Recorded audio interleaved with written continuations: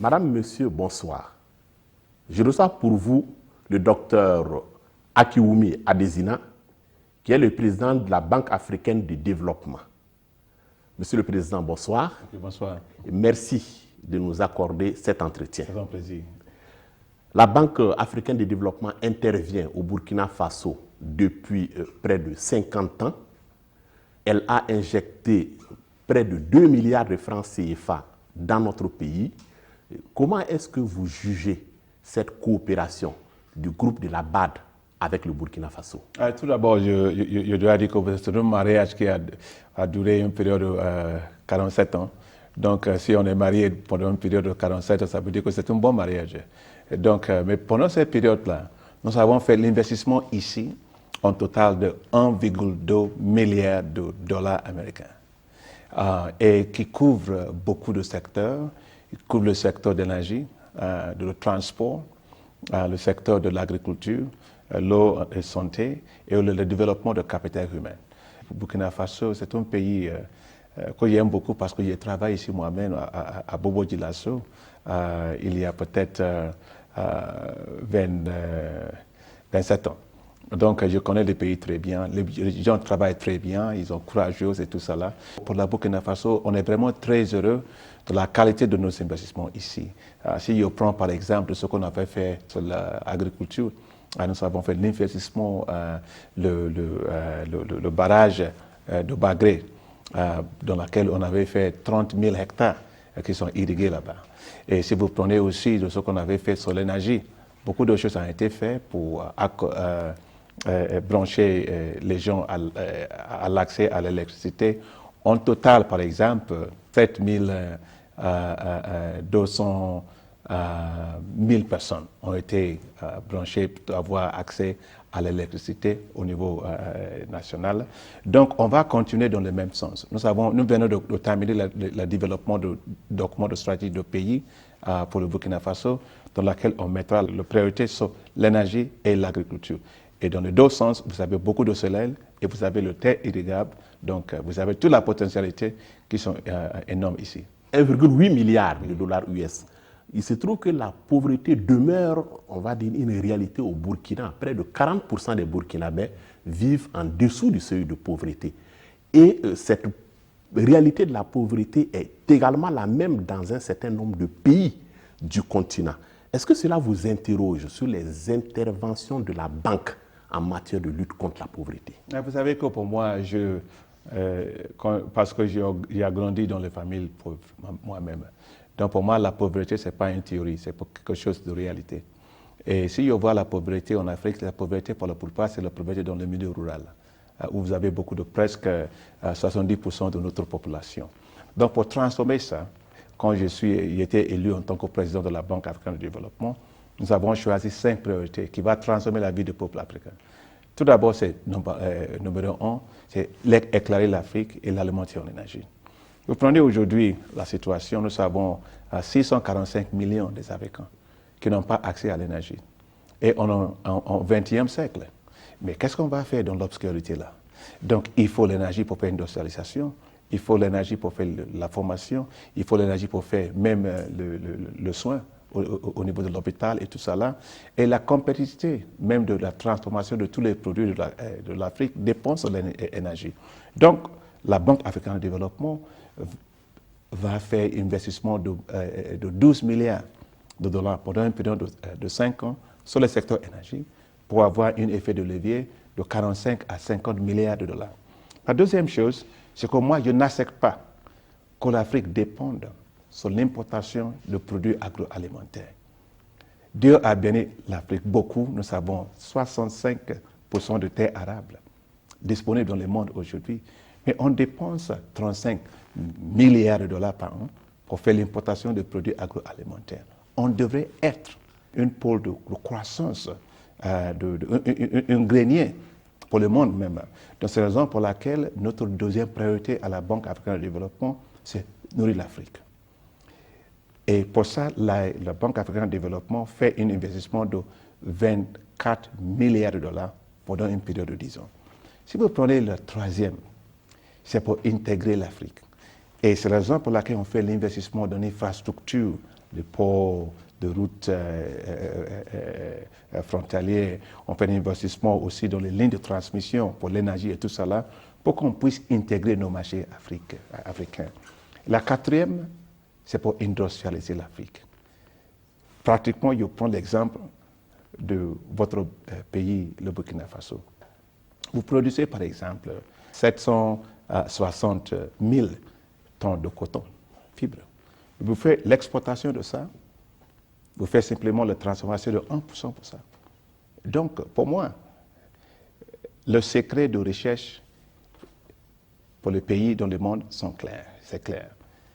Les pays qui font la transformation de tous les produits qu'ils ont, ce sont les pays qui deviennent riches. Les pays qui ne font pas ça, qui font l'exportation de matières premières, deviennent toujours pauvres. Donc, il faut donc avoir une accélération, une transformation. Prends le cas de cacao. Côte d'Ivoire, avec le Ghana, ils produisent ensemble 65% de toutes les fièvres de cacao dans le monde. Mais l'Afrique, qui contribue 75% de toute la production là, de fièvre de cacao dans le monde,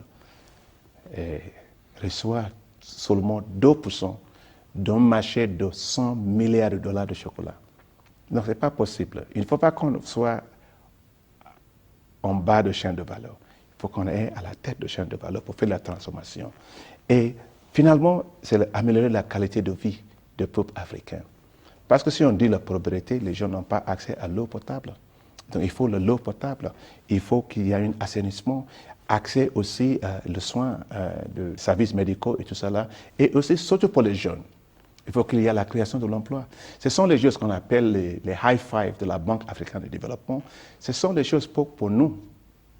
Si on met l'accent sur les 5 priorités là, on va arriver à 90% de ODD, objectifs ODD, de développement. C'est ça qui va réduire la pauvreté et transformer l'Afrique. C'est la raison pour laquelle on met l'accent sur les 5 priorités-là. Justement, Monsieur le Président, de façon schématique, on dit que le développement, c'est lorsque 20% de la population cultive, arrive à nourrir le reste du pays et à dégager une plus-value en termes de production agricole qui va être transformée par l'industrie. Dans le cas du Burkina Faso, on a 80% des Burkinabés qui cultivent la terre, qui n'arrivent pas à se nourrir eux-mêmes, ne parlons pas de dégager un surplus pour la transformation agro-industrielle. Comment est-ce que la banque entend-il soutenir un pays comme le Burkina Faso pour relever ce défi-là de la production agricole? Et pour les défis du secteur agricole, le Burkina Faso détient d'énormes potentialités. Si vous prenez ce qui concerne la terre disponible, la terre arabe disponible ici, vous avez 9 millions d'hectares. Mais seulement 46% de ça sont cultivés. Vous prenez le bas-fond ici, vous avez 500 000 hectares de bas-fond, c'est une énorme potentialité. Et si vous prenez aussi le terre irrigable, vous avez 233 000 hectares qui sont irrigables, mais vous avez simplement peut-être 33% de ça qui sont faits. Donc, pour faire sortir les gens de la pauvreté dans le secteur agricole, il faut augmenter la productivité, il faut investir beaucoup dans l'irrigation, il faut qu'il y ait quand même aussi la transformation même de la mentalité pour l'agriculture. Pour moi, l'agriculture, ce n'est pas quelque chose de développement, hein. Ce n'est pas quelque chose de la vie, c'est un business. Si vous prenez par exemple la valeur du secteur de l'agriculture en Afrique d'ici en 2030, ce sera 1 000 milliards de dollars par an. Ça veut dire que les millionnaires et milliardaires de l'Afrique doivent venir dans le secteur agricole. Mais ça ne peut pas être la même façon qu'on avait l'agriculture avant. Ça doit être un secteur agricole moderne, modernisé, et un secteur agricole qui peut donner la richesse, et un secteur agricole dans lequel les jeunes peuvent s'intéresser. Parce que vous voyez par exemple en Europe, soit en Allemagne, soit en France, soit même aux États-Unis, Les millionnaires viennent du secteur agricole. Pourquoi? Ici, par exemple, il y a la problématique du financement. On n'a même pas de banques agricoles. Oui. Et les banques agricoles ont disparu dans un certain nombre de pays africains. Oui, c'est vrai. Mais ce qui est important, c'est la perception du secteur. Il faut qu'on voit le secteur comme un secteur géré par les gens qui sont capables, avec investissement sur le secteur privé. Vous venez de parler de financement de session bancaire pour l'agriculture. Moins de 3% de tous les investissements des banques commerciales en Afrique, va vers le secteur agricole. Et le secteur agricole, c'est ça, là-bas, vous avez 70% de la population. Donc il y a quelque chose qui ne marche pas. Et ça ne marche pas parce qu'il y a le niveau de risque. Les chaînes de valeur ne sont pas organisées. Quelqu'un produit le tomate, il n'y a pas la personne qui va acheter le tomate. Donc on perd beaucoup de choses au niveau de post-récolte. Il y a aussi le système de transport qui ne marche pas. Hein? Donc il n'y a pas l'électricité pour faire la transformation. Donc pour moi, pour le Burkina Faso, par exemple, j'ai dit à son Excellence, Monsieur le Président Kaboré, que la Banque africaine de développement va accompagner le Burkina Faso d'établir une banque agricole. Et cette banque agricole ne doit pas être comme on avait fait avant. Ça doit être une nouvelle banque agricole qui fait l'agribusiness, qui fait l'investissement dans la logistique, qui fait aussi le premier pour les paysans de faire l'investissement. Ça doit transformer toute la chaîne.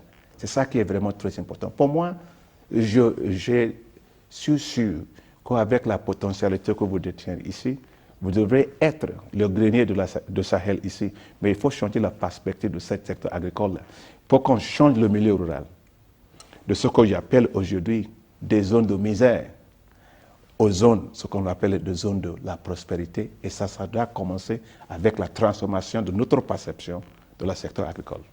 Alors, Monsieur le Président, il ne vous a pas échappé que la réduction de 30% des allocations, en tout cas du Fonds africain de développement au Burkina Faso, n'ont pas permis véritablement d'atteindre les objectifs qui avaient été consignés dans le document de stratégie pays pour la période 2012-2016.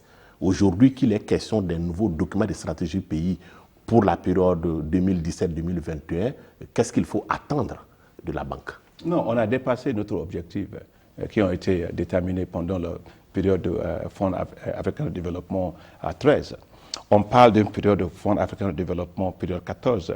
Et ce qui importe, c'est que, bon, si vous voyez au niveau des pays donateurs partout, il y avait la crise, comme on appelle, le crise sociale avec les migrants et tout ça là dans les pays donateurs. Donc, beaucoup de pays, le financement qu'ils donnent normalement en Afrique, ils sont réduits ça à cause de, vous avez la crise en Europe avec les migrants et tout ça là. Donc, c'est ça qui est arrivé. Mais, si vous prenez l'enveloppe qu'on avait dédiée pour le Burkina Faso,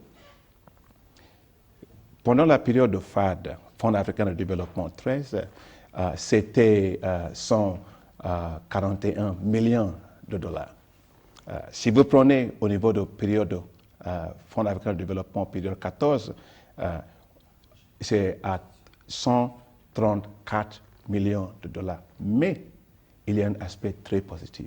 C'est que pour la première fois, le Burkina Faso peut maintenant utiliser le guichet de Banque africaine de développement, le guichet commercial de la Banque africaine de développement, et le Burkina Faso peut prêter 50 millions de dollars par an pour ajouter au niveau. Donc ça veut dire que c'est une augmentation, ce n'est pas une diminution, et c'est bon pour le pays. C'est connu, il n'y a pas de développement sans sécurité. Or, le contexte actuel dans le Sahel, d'une façon générale, c'est la montée des extrémismes religieux, c'est la montée du terrorisme. Alors, comment est-ce que la Banque africaine de développement appréhende cette nouvelle dimension du terrorisme et des enjeux du développement économique? Vous savez que le problème de terrorisme vient à cause de plusieurs facteurs. Il y a quelque chose que moi j'appelle le triangle de désastre. Il y a trois facteurs clés. N'importe où vous avez les trois facteurs, vous avez toujours les terroristes. D'abord, le niveau de la pauvreté extrême dans le milieu rural. Deuxième, vous avez le niveau de chômage extrêmement élevé parmi les jeunes, surtout dans les zones rurales. Et troisièmement, les zones qui sont bouleversées avec le changement climatique. et dégradation des environnements. Dans toute le partie de l'Afrique, même hors de l'Afrique, où vous avez les 3 facteurs qu'on appelle les triangles de désastre, vous avez toujours les terroristes. Donc, pour résoudre le problème du terrorisme, il faut voir les choses à la racine des choses, de cause des choses. Si quelqu'un reste dans le milieu rural, il n'a pas les choses, il n'a pas l'emploi, il n'a pas le revenu, ils sont pauvres. C'est plus facile pour les terroristes, pour les recruter comme ça. Quelqu'un qui est jeune, aller à l'école et après fini, il est là, il n'a pas le boulot. C'est plus facile pour le recruter. Donc, il faut donc créer de l'emploi très vite pour les jeunes. C'est la raison pour laquelle la Banque africaine de développement a lancé un programme. Et ce programme, c'est pour aider les pays africains à créer 25 millions d'emplois pour les jeunes. Vous prenez en Afrique aujourd'hui, la population des jeunes en Afrique aujourd'hui, c'est autour de 420 millions d'Africains qui sont entre l'âge 15 à 25 ans. Mais d'ici 2050, ça va augmenter à 840 millions de jeunes. Ça veut dire que c'est l'Afrique qui deviendra alors le parti du monde, les régions du monde les plus, avec la population de jeunes les plus élevée. Donc il faut accélérer la création de l'emploi. Moi, je ne pense pas que l'avenir des jeunes en Afrique reste dans la Méditerranée, en bas de l'eau là-bas. Non. Ça ne reste pas aussi en Europe. Non, ce n'est pas l'Europe qui va résoudre nos problèmes. C'est l'Afrique. Il faut qu'on crée de l'emploi ici. Il faut qu'on augmente l'adéquation des compétences des jeunes pour pouvoir trouver les emplois ici. Il faut qu'on fasse le financement de petites et moyennes entreprises pour leur permettre de transformer leurs idées aux business qui sont rentables. Pour moi, je pense que ça, c'est important. Et ce qui concerne, par exemple, la situation de changement climatique, je pense que ça, c'est un problème très grave. Prenez, par exemple, le bassin de lac Tchad. Le bassin de lac Tchad a diminué beaucoup à cause du changement climatique. Et à cause de ça, les gens n'ont pas beaucoup de choses à faire. Ils ne peuvent pas faire l'agriculture, ils ne peuvent pas faire la pêche et tout ça là. À cause de ça, les Boko Haram ont commencé dans le Cameroun, le Nigeria, le Niger. Et ça est devenu un grand problème. Donc, ce qu'il faut faire, c'est qu'il faut que le monde entier aide l'Afrique de pouvoir faire l'adaptation au changement climatique. Ça, c'est très, très important. Et enfin, pour moi, c'est qu'on ne peut pas changer la vie des gens qui sont dans le milieu rural sans transformer l'agriculture complètement. C'est la raison pour laquelle je prends au sérieux la situation de l'agriculture en Afrique aujourd'hui. C'est la raison pour laquelle la Banque africaine de développement mettra 24 milliards de dollars dans le secteur agricole. Moi, je veux que l'Afrique soit solide sur l'agriculture, sur l'agribusiness. C'est ça qui va donner la croissance inclusive pour l'Afrique. C'est ça qui va sauter les gens de la pauvreté. Je reçois cette année le prix mondial pour l'agriculture, ce qui est le prix Nobel pour l'agriculture. Pour moi, mon passion, c'est pas un boulot. Je suis président de la Banque africaine de développement, mais c'est pas un job. C'est pas un job. J'ai une vision, j'ai une passion pour la transformation de la vie de la population africaine. Et je n'ai pas la passion pour les choses qui lentent. Il faut aller vite, on est déjà en retard. On ne peut pas non plus réaliser les développements si plus de la moitié de la population en Afrique est exclue des circuits de la finance et de la richesse. Et là, je pense spécifiquement aux femmes. Quelles sont vos perspectives sur la question du genre et sur la question de l'autonomisation des femmes dans la perspective du développement? C'est une bonne question. Je vous dis, ça m'arrive quand j'étais, il y a dans les années 1992, j'ai pris un avion du Nigeria pour aller à Abidjan, Lagos à Abidjan. J'ai à l'époque simplement mon ordinateur, un gros ordinateur comme ça. Je me suis rentré dans l'avion et j'ai essayé de trouver la place pour les placer. Il y avait les femmes avec les tissus comme ça, ils mettent les paniers partout et tout ça là. Et j'ai dit, bon, je cherche simplement une place de mettre mon ordinateur. Il y avait la dame qui est dans la voiture, dans l'avion, une hôtesse, elle est venue, Il dit, monsieur, qu'est-ce que vous cherchez? Il dit, je suis en train de trouver une place pour mettre mon ordinateur. Il dit, ah, combien de fois vous prenez cet avion-là? Il dit, bon, ça dépend de mon travail. Il dit, bon, regarde les femmes là, ils prennent ça chaque jour. Donc cet avion, c'est leur avion. On va faire descendre votre ordinateur pour créer l'espace pour les femmes, pour mettre les choses. Ça veut dire que ce sont les femmes qui font bouger l'Afrique. Ils travaillent très bien, mais ils n'ont pas l'accès au financement. Si vous regardez au niveau de remboursement de crédit, ils remboursent leur crédit 99%. Il ne faut pas vous demander ce que les hommes font avec leur crédit, mais ils font le remboursement de ça. Mais quand même, le système bancaire ne donne pas le financement. C'est la raison pour laquelle, quand j'étais élu président de la Banque africaine de développement, j'ai dit que je n'ai jamais vu aucun oiseau avec les ailes, un seul aile comme ça. C'est toujours deux. Donc, on ne peut pas développer ou accélérer le développement de l'Afrique sans avoir le financement pour les femmes, sans avoir le pouvoir pour les femmes. Il faut faire ça. Sans avoir la question de genre d'égalité, c'est très important. C'est la raison pour laquelle la Banque africaine de développement a lancé un programme qu'on appelle autonomisation financière de femmes en Afrique. On va mobiliser 3 milliards de dollars spécifiquement pour les femmes en Afrique.